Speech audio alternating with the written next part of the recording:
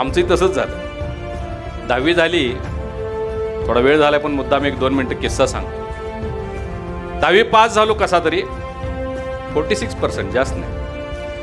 आणि माझी आई आणि वडील दोघं वाद घालत होते संध्याकाळी.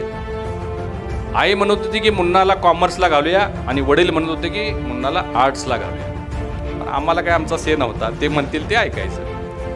आर्ट्स जायचं का कॉमर्स जायचं, सायन्स विषय नाही, मी आधीच सांगितलं तुम्हाला.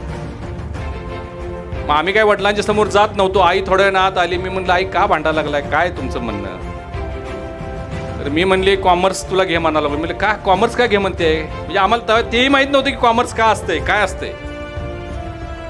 तर ते म्हणले की म्हणजे आमच्या आईचे भाऊ म्हणजे माझे मामा, तडसरचं गाव, मुकुंदराव पवार, विटे गावामध्ये एका बँकेत शाखेत DCचे क्लार्क होते. तिथं रिटायर झाल्यानंतर मॅनेजर होते. तुम्हाला माहिती आहे सर, ते तडसरचे. तर माझे मामा तडसर त्या भागामध्ये विटे म्हणून गाव आहे, तिथं DCचे बँकेच्या एका शाखेत ते क्लार्क आहेत. तू बी क्लार्क हो, तुला कुठं तर क्लार्कची नोकरी मिळेल, कॉमर्स घे अशी आमची आई म्हणत होती. कुठं तर क्लार्कची नोकरी मिळेल. म्हणजे ठीक आहे. मग दादा का म्हणा लागलेत आर्ट्स घे, त्यांचं वेगळंच. म्हणजे ते आर्ट्स घेतलं की कॉलेजला नाही गेलं तर चालते. म्हणजे तुम्ही कुस्ती करू शकताय, तालमीत जाऊ शकताय, वर्षातनं एकदा परीक्षा द्यायला गेलं तरी चालतंय. ही आमची अवस्था.